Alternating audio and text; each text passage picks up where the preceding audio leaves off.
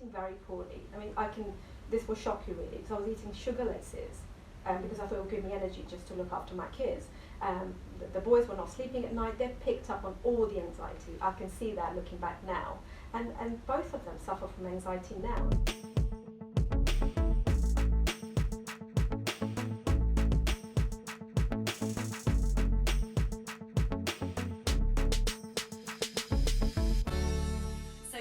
Talk about the first link then, and kind of what we're going to be talking about. So usually we kind of do a bit of an introduction to the show. We do a bit of an introduction to kind of the topic we're going to be talking about, an intro to Jon from Arthur Ellis, and find out what they've been up to and any exciting updates. Their updates. Got some bits. I haven't really thought about it. There probably is, but nothing we can announce at the minute. Okay, so we'll just do a who are you? Yeah. What's the topic of the show? Next week there should be a big update. Oh! See, you should be a radio presenter, because that is a perfect team, yeah. Isn't it? Tune in next week for a big announcement. Can we say that at the end? Well, yeah, but that's anticipating that it gets agreed. No, that's true. Okay. Don't want to jinx it. And then we'll just do a bit of an introduction to you both, and just find out kind of a bit about your backgrounds and kind of why you're here on the show. And that'll be the first link done. So hopefully that should only be about 3 minutes or so. Yeah, so it's postnatal depression, what can happen. So that's kind of like the varying degrees of it, because we said about it could develop psychosis, but it could be lesser than that as well, even though it has a massive impact. And how it's identified, so from a midwife point of view, the Hooley questions, but then also in the individual person, and then we can have a look at your story. Is it the Hooley? WHOOLEY. Hooley questions, okay. L-E-Y? L-E-Y. Oh, sorry. And there's only two, because I'm going to read them out, because I think they're really useful for Yeah. people to, because it sort of underpins it. But what That's I right. found interesting was that you don't ask them at the dad. No, exactly. Well, Yes. not And we're going to talk midwives about don't, yeah. generally as a rule, even though, and then link 4 is the impact on men. So there's no overview to the show. It's kind of what is it, how it can be identified, a real life story, what can, really it's not just female, it's men as well, and then what can help to get yourself out of it basically. Great. And is that where we're hearing from Farah? Yeah. Kind of getting out of it, and then we'll do a little roundup at the end. Excellent. It looks like we've got a packed show here, so yeah, we'll try and keep a close on the time, like close eye on the time. Okie dokie. Well, if you're ready, we'll get started. So to start off with, we'll just do a little test loop. Just check all our levels are okay.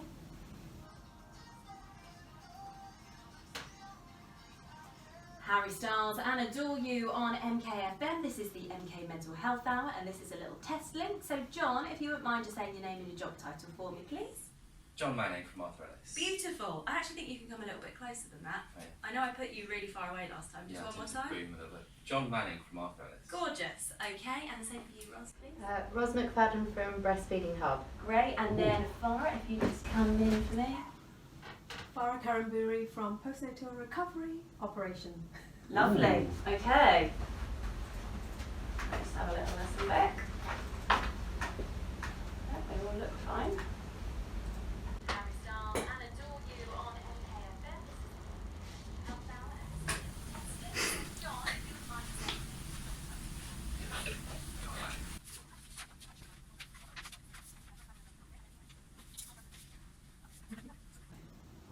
Okay, so let me just how did you introduce yourself again then, Farah? Was it postnatal Recovery program. postnatal recovery? Brilliant. So when you come in, Farah, just need to come in just closer, slightly closer to it. Bring it down to you. Yeah, Yeah, exactly. Exactly. Okay, everyone else absolutely spot on. So if we're ready and comfortable, we will get started. Okay, here we go.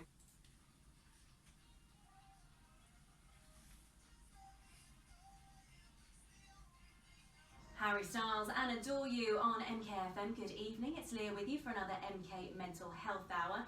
Tonight we're going to be talking all about perinatal depression. Joining me in the studio is Jon from Arthur Ellis Mental Health Support. Hello, Jon. Good evening. Hello, lovely to have you with us as always. Now, if people haven't heard the Mental Health Hour before, this is a bit of a safe space for us to talk about a variety of mental health topics. All of them are available as a podcast over on our website, mkfm.com, if you have missed them. And if people don't know about the work that Arthur Ellis do, Jon, tell us a little bit about you. Yeah, absolutely. So we are building a service that supports children on a one-to-one basis. We're doing that through a variety of things like training companies, getting sponsorship. So we're running a project with young carers as an example. So our aim for this year is to get corporates to sponsor a program where we can train 216 children in how to recover from things like anxiety, low mood, that sort of thing. Fantastic. And you're always so busy. I ask you every week, have you got any updates? There's always something. What have you been up to? Yeah, we've just run a report actually on how people have been doing in our one-to-ones. So working with a mentor, and on average, everyone that's been through our one-to-one sessions or has one-to-one sessions with us improves their well-being by 46.1%. Oh, brilliant. So that's like an additional feeling 50% better than you are already. Amazing. So it's been a really good week for that side of things. Absolutely. Well, well done to you and the team. Obviously doing something right, doing some amazing things in this. Well done you, well done. So tonight we're talking all about perinatal depression. So joining us in the studio we have got Ros, and Ros is a director of the Breastfeeding Hub. Hello Ros. Hi. Welcome to the show. So obviously you've got a wealth of experience in this area. Tell us a little bit about your kind of journey to being where you are now. Okay, I won't go completely back, but just to say that I did actually start studying fashion in the late 80s. But anyway, and then a long time went by, and You did. and then so I have 4 children. When I had my 4th child, I lost my job, working for quite a large corporate, and I retrained to be a midwife while I was on, well, not on maternity leave, while I was unemployed. Retrained to be a midwife, and I quite soon went into community midwifery, working with vulnerable mums. So I dealt with, I mean, as all midwives do, we deal with perinatal mental health, but we also care for and look for risk factors sort of through the antenatal to postnatal period. And then I specialised as a lactation consultant, so supporting mums to feed their babies, so generally promoting breastfeeding, but just supporting them through whatever. And there's quite a correlation between mental ill health and the 2 subjects. Absolutely. And left the NHS in 2018 and started my own business. Brilliant. Well, thank you so much for joining us on the show. Obviously, you've got a wealth of experience. We're also joined in the studio by Farah. Hello, Farah. Hi, how are you? Very well, thank you. Thank you so much for joining us this evening. So tell us a little bit about what it is that you do. Okay, so my name is Farah and I run a postnatal recovery program because of my own story. 9 years ago I suffered from severe postnatal depression, and that just led me to the various things I went through, going to the doctors, getting very little help in terms of how I could recover from it, led me to actually open my own business, and now I help women all around the world to recover from this particular thing, because this is a passion of mine, very close to my own story. Brilliant. Well, you're all an absolute inspiration, and obviously we've got a wealth of experience here in the studio to be talking about perinatal depression. That is the topic we're going to be discussing this evening, and we're going to be speaking about the various degrees of perinatal depression after Jess Glynn and Jax Jones. This is One Touch on MKFM. Well done! Is that right? Brilliant. Well done, nicely done. Bit the bullet. Beautiful. All right. Yeah. Yeah. Good. Well done you. All of you, brilliant. Absolutely brilliant. Let's scoot that bit over there. It's really not. Is it not? It's really not. No, it's really not. It's great. It does everything for you. It tells you where to talk, you know how long you need to talk for. Wow. It's brilliant. And we nailed that, guys, because I wanted to do it within 4 minutes and we've done it 3:52. So here we go.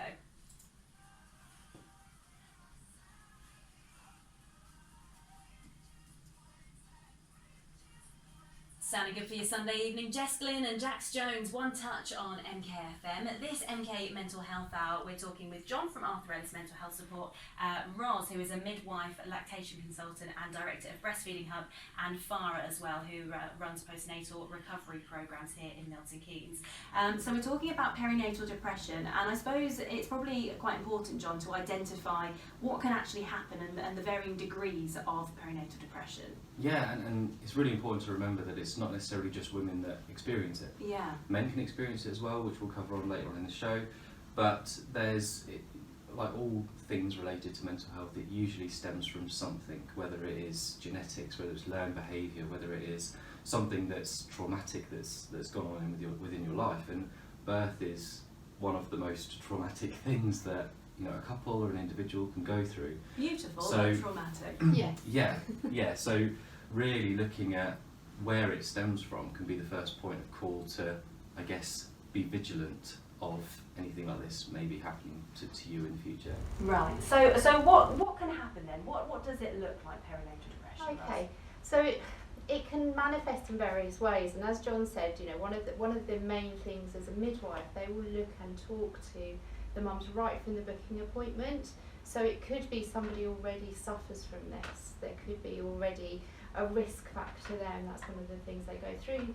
But actually, it can have various manifests. It can be just feeling a bit low. It can have anxiety.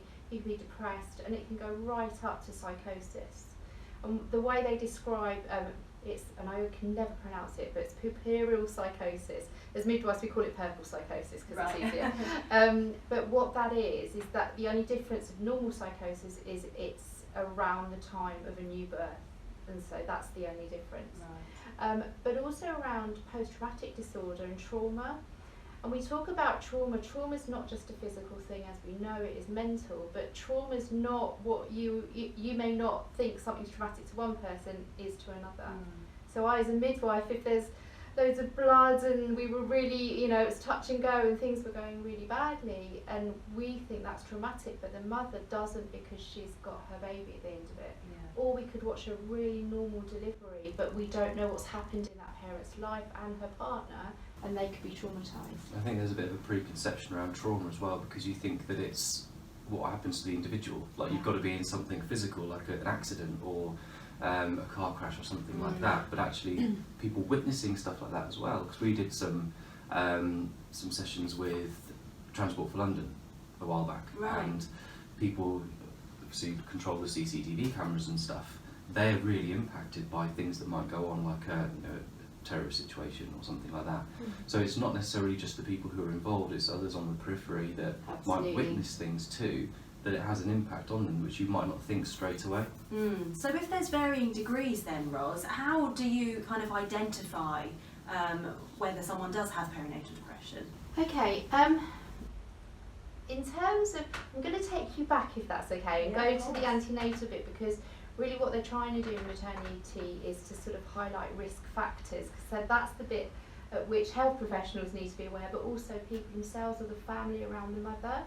And one of the first things that a midwife will ask in the booking, so the booking appointment is the very first appointment a mum will go to. They're called the Hooley questions, and I'm just going to read two of them if that's okay. So during the past month, have you often been bothered by feeling down, depressed or hopeless? And then the other question, during the past month, have you often been bothered by having little interest or pleasure in doing things? Quite simple questions, but it makes us think that's actually not normal, but they may be normalising it. And their answer to that will then take the midwife on to see if there's anything else that they can do. There's a couple of questions, it's called the GAD7 PHQ9, and there are a list of questions that will go through determining anxiety or depression. So that's sort of the factors, and then every time a midwife sees or a health professional sees a mum, they should really be asking it, but they will flag up if that mum's had a history. Right. But it's not just the mum's history, so we will ask about family history, because that again is very key. There's a lot of studies that have shown that a baby born to a depressed or a mother who's going through high anxiety or post-traumatic stress, they will actually have high anxiety as well. Right. So they have high stress levels, high cortisol levels as they're born. and so they're at a greater risk. Does Right. that make Yeah, sense? okay. Yeah. So, but how it can be recognised, again, we ask those questions postnatally. So right from birth, so if they're on the ward or if the community midwife's visiting them at home, they will be asked those questions. They will be checking on how that mother's feeling.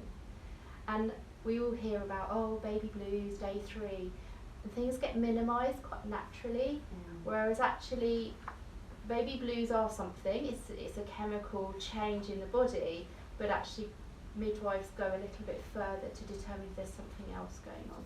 And I suppose it's quite difficult actually, because it's meant to be such a beautiful and amazing thing, and having those baby blues, like you say, people kind of dumb it down a little bit. Exactly. But they do exist, and really, really important that we're discussing it this evening. We're going to be speaking to Farah, who has experienced postnatal depression and has first-hand experience after Liam Payne and Jay Balvin. Familiar is on the way for you next. Did I talk too long? Did really well. Well That's done, really you. Well done. That's Really, really really good. Really good. Really good.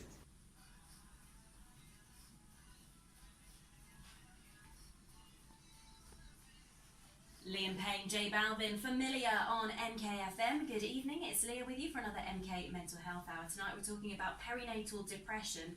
We've kind of found out and heard from Ros, a midwife and director of Breastfeeding Hub, about what can happen and the varying degrees of perinatal depression. And now we're joined in the studio by Farah, who's actually experienced perinatal depression. Good evening, Farah. Thank you for joining Hi. us. So where did it all begin for you?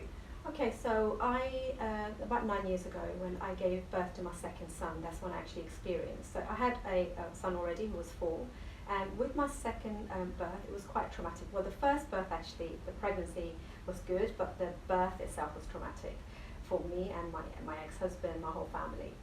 Anyway, I'll put that onto the side because I'm thinking that's how it's the first birth, just get over it, it's fine.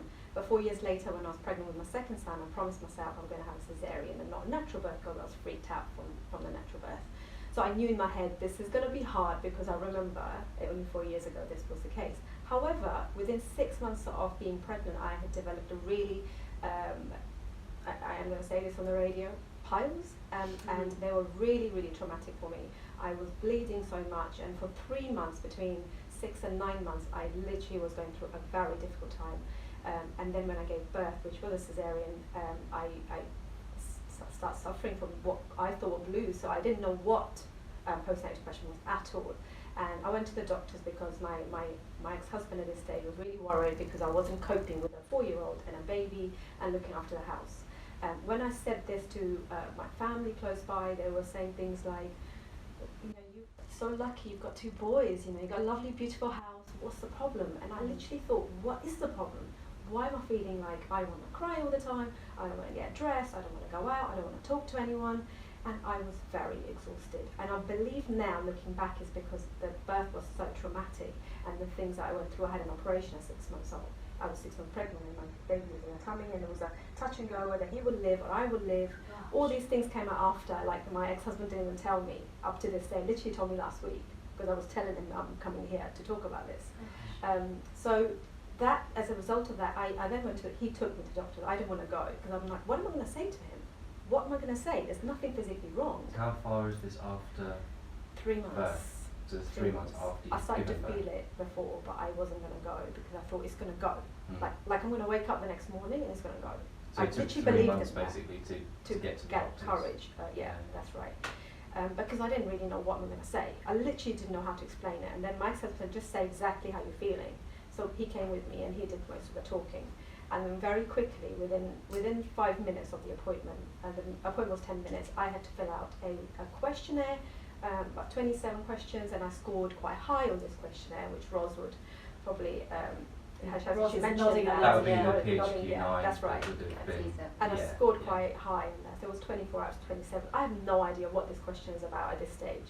Very quickly was I given antidepressants, citalopram, I remember them very clearly, and the minute I was given those I was not happy because my dad's been on them for years and I haven't seen anything majorly positive. I see him in an okay state but nothing that like a recovered man. Right. So I didn't want to take them. So my first thing was, no, I'm not taking them. I'll take the prescription but I won't take them because I think I can do this. I've been running a massive department store previous to having a baby, very confident, and there's no way I could let this thing defeat me. I totally believe this will go away. It will go away tomorrow, but it didn't, and it stayed. So as a pressure from family and to look after 2 boys, I had to take these tablets. So then where did it go from there, Farah? So what the tablets actually did, they made me a little bit calmer, so I stopped crying as much. But they didn't actually solve the issue, and this is what my problem was with. What I was looking for was some kind of guidance. I was looking for some kind of practical tips to get me out of this situation. I needed to do things. I needed to look after my health. I was eating very poorly. I mean, this will shock you really, because I was eating sugarlesses because I thought it would give me energy just to look after my kids. The boys were not sleeping at night. They've picked up on all the anxiety. I can see that looking back now. And both of them suffer from anxiety now. And one of my younger son actually is having some mentoring session actually with Arthur Ellis as a result of what actually happened to me. So it's so important that I recognize this, and people, the reason I'm actually telling your story is I would like women that are actually thinking about having a baby or are going through this is to seek help quickly, because it really does affect not just you as a mum, but the effects on the whole family. Absolutely, and you're so brave to share your story. Thank you so much for speaking about that. And you're so right, it does have a big impact on the whole family and men as well. We're going to be talking about the impact that perinatal depression can have on men after Daniel Bedingfield now. So he's got to get through this on MKFM. Well done, you did so well, well done. And then we can go into what you did about it and the positive stuff to well hopefully done, in a way that guides other people through you know, what they can force themselves, because you said it was literally forced to run. Yeah, it was. So I guess I that was. point, isn't it? Yeah.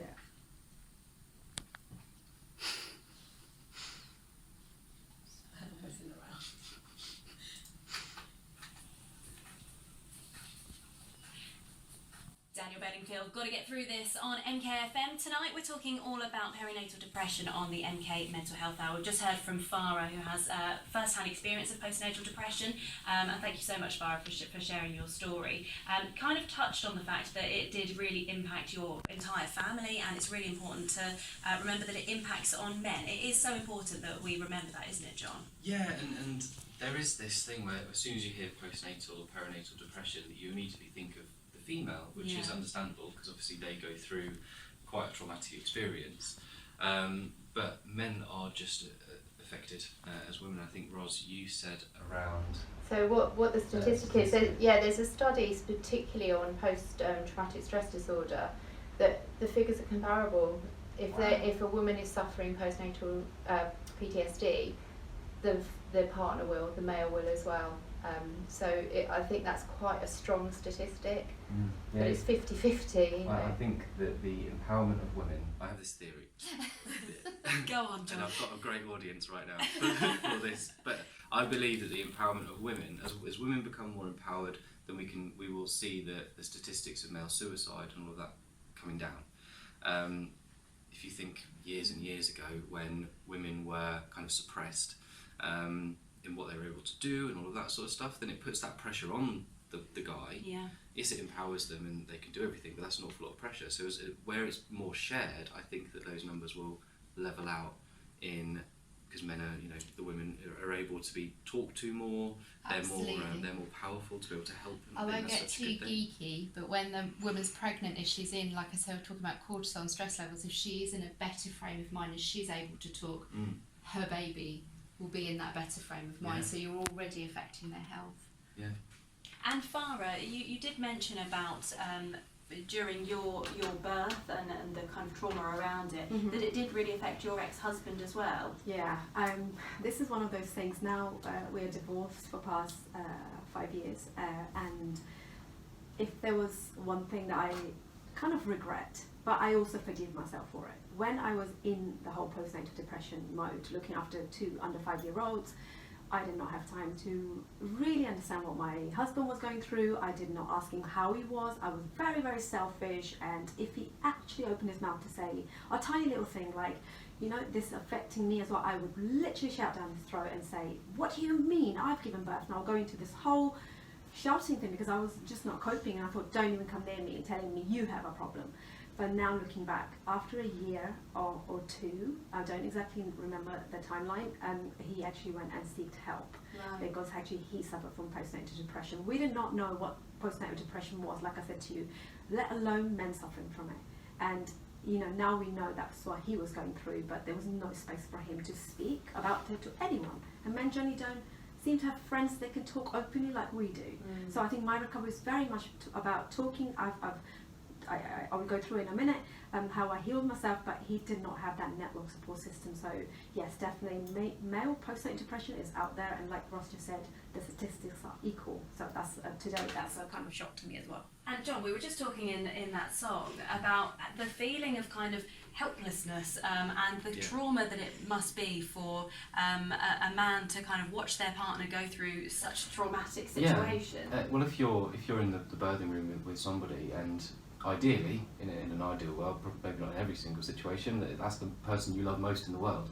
And to see somebody going through that when you care about them so much, and also we've spoken, Ros, with each other about the amount of time that men get to recover, because parental leave is typically not equal in that respect, but there are different things, and different companies are now looking more into shared parental leave and different things that they can do. Absolutely, and I think that has a huge impact. So, generally a partner will have 2 weeks leave, and so they're going back to work probably processing all these thoughts, but they just don't have time, or they don't have the capability.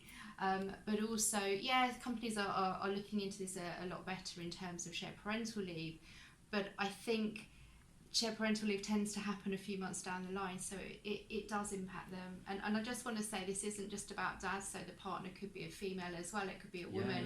And so it's just thinking about that other person who isn't the birth parent, how separate from it they can feel. Absolutely. Yeah, and I think that if you Farah, you said about being selfish, which I don't agree with. I don't think you were being selfish, because if you look at the things that the Hooley questions were asking, which I don't think are asked to the partner in the first initial appointment, but if you look at low mood or the things that they're kind of asking to identify, that has an impact on emotional literacy, and that is things like empathy, how motivated you are, how self-aware you are, or how you regulate your emotions. So you might lash out and get angry, so you can sort of recognise these different things. So if those depression, hopelessness, anxiety are affected, it has a knock-on effect. So in that state of mind, you naturally don't have the ability sometimes to see it from someone else's point of view. So it's not selfish, it's just the state of mind you're in. And I imagine a lot of people can probably relate to what you've said this evening. Probably, and I think that's why I wanted to really be open and say exactly how it was, and because I have talked through this and I feel comfortable talking, but I think a lot of people don't say it. When my midwife appointments used to come through, I wasn't honest. I was too worried about they're going to judge me as a mother that I'm not coping. So I was like, yeah, everything's fine. Just do this, what you need to do, and go, because you're going to judge me that I'm not coping. If I was to actually open up, maybe I would have got help maybe in a different way or sooner as well. And you did come through it, and you did get out. Yes, I did. Exactly, yes. And we're going to talk about kind of that recovery process next. Well done. Well done, well done. That was a lot of Professionals, we know what we're doing. I shouldn't have done All that. over the microphone. What did you just do? I was just jumping around. I got sciatica. Oh no! Oh.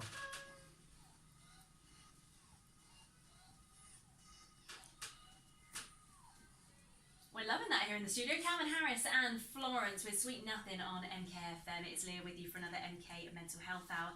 Tonight we're talking all about perinatal depression, joined in the studio by Jon from Arthur Ellis, Ros, who is a midwife and lactation consultant and director of Breastfeeding Hub, and Farah, who has experienced postnatal depression and now runs a business as a result of that. And to get on that journey, Farah, I mean, you've shared so eloquently this evening about how you struggle with postnatal depression, and you've kind of shone a bit of a light on your husband as well, who was also impacted in your entire family.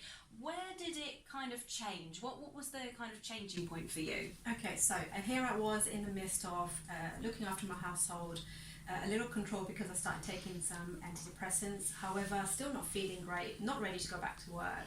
just everything felt horrendous. I had a next door neighbour move in, and she is very, I'm going to mention her name, no, I'm not going to mention her name, sorry. She's very forthcoming, and she came and knocked on the door her first day and gave us some sweets and said, when we move new homes, this is what we do. So I wouldn't even open the door. I kind of literally tiny bit opened the door and took these sweets quick and shut the door. So I wasn't in a place to meet people. Anyway, she continued to come over, and then one day she said, we're going for a walk, and I said, no, I don't go outside. I just literally don't. Even my husband had to come from work to pick my little son from school because I wouldn't go outside the house. That was my biggest issue. So anyway, she stood her ground until I actually came out of the house, and this was a months later. She kept doing that, and we'll talk just from outside the door. Then we went around the lake once, and that first time I felt something. I felt so good, and I believe now that's the serotonin level. I felt so good that I never stopped that walk for a good 3-4 years. Those walks then turned into jogs, and those jogs turned into runs.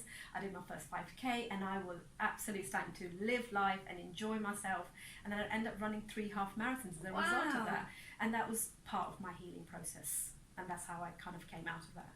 Wow. And you didn't need antidepressants, right? I didn't actually drop my antidepressant halfway. I mean, I stopped taking them, like, when you just, I'll take it, but I felt like I didn't need it. Why do I need this? Because I'm actually getting real stuff from actually running. You can certainly replace it. I think the studies that if you get enough exercise, it's the same hormone release. Exactly, same thing. They do, obviously guided by a doctor. Yeah. Yes. Yeah. But yeah, it's amazing. So running for you was a huge saviour, and your neighbour as well. Big And shout out to her. absolutely. What an amazing story, brilliant. There are some tips that you have as well, Ros, isn't there, postnatally that you'd like to share? Yeah, and one of them is actually a bit of a controversial one, and it sort of shouldn't be. Obviously, I'm a lactation consultant, but with a lot of health professionals that support mothers who have postnatal mental ill health, they see breastfeeding as getting in the way because obviously mums are sleep deprived. Mums are sleep deprived, believe me, however they feed their baby. But actually it's really important that not only just for the mental ill health, but for feeding, that mother surrounds herself by a village. She surrounds herself by support, and that includes feeding her baby. The physical process of feeding her baby and her baby taking on and suckling at the breast give both of them endorphins, serotonin levels raise, and they are calm. And so it reduces stress, it reduces cortisol. So actually, studies are clear cut that it reduces a mother's risk of postnatal depression, and it reduces teenage depression. So there's been a huge study, it reduces the risk of teenage suicide. So exactly what Jon said, there's already studies out there, Jon, that actually prove what you said earlier. Good. The other couple of things, really, well, we sort of said about getting a village around you. You may not have a partner, you may be a single mum, or your partner may be having to go straight back to work. So make sure you know who those people are. And you may feel people aren't taking you seriously, you can't talk to your health professional, whoever it is, talk to them. Just like Farah did, her neighbour's amazing, she kept on with tenacity, but just recognise it yourself and talk. Brilliant. Well, some really, really great helpful tips and advice this evening. We'll tell you how you can get your hands on a very helpful expert guide all about perinatal depression right after this. Well done. Ooh, well done, well done. So we're on to our last link now. Loud Luxury and Body on MKFM. So the Mental Health Hour tonight, we've been speaking all about perinatal depression, some great tips and advice as always, Jon. A quick roundup now if people have missed part of the show. Yes, there's a variety of things that you can do or get in place. So before pregnancy, you can really get to know your family history, what you might be susceptible to, and look at yourself as well. That you might have tendencies to become obsessed with things like fitness or other mechanisms that you put in place for yourself. It can be unhealthy that they get too much, so just be able to monitor that. Use your army, so as Ros describes, as a bit of a village around you of people that know what those are, so all those obsessive behaviours that you might be accustomed to, get them to monitor them for you, because as we sort of said about the different states of mind that you can be in, you might not recognise it yourself. Talk to your partner and be honest with each other, so whether it's male, female, anybody, You need to be talking and being honest about how you're feeling, and if it's helpful, you can also monitor your mood, so keep a bit of a mood diary throughout the whole process, and have a fitness plan and nutrition plan in place, and by knowing the stages of pregnancy, as your body develops and as that becomes more and more difficult, you can have planned changes and planned adjustments as you go. Brilliant. And I know all of those tips are available as a guide over on your website. If people want to find that, how can they do it? Yeah, the Support Guide's now on our homepage, so that is arthurellismhs.com. Brilliant. Thank you so much, Jon. And Ros, it's been a pleasure to have you in on the show as well, midwife, lactation consultant, director of Breastfeeding Hub. You are just a guru in all of this area. If people want to find out more details about what it is that you do, how can they do that? Okay, so you go on to all the W's, breastfeedinghub.org. And actually, before I go, I just want to say one quick thing. The medication of choice for a breastfeeding mum, if she has postnatal depression or anxiety, is sertraline. But if you're not sure about your medication you're being asked to go on to the breastfeedingnetwork.com. They will let you know what's a good, a sort of a safe medicine, but most medicines are safe in breastfeeding. Brilliant, top tip. Thank you very much, Ros. And Farah, if people want to find out more about you, your journey, and the programme that you're currently running to help people with postnatal depression, how can they do that? Okay, if any of the mums if you related or resonated with my story, please don't suffer after listening to this. Please ask for help, because I promise you, you need to apply some practical tips in your life and you will come out of this like I have. If you want to get in touch, you can find me under farahkariamburi.com, and I am on Facebook, on LinkedIn, and also on Instagram. Brilliant. Well, thank you all so much for joining us this evening, and do join us at the same time next week, 7 o'clock, for another MK Mental Health Hour. Yay!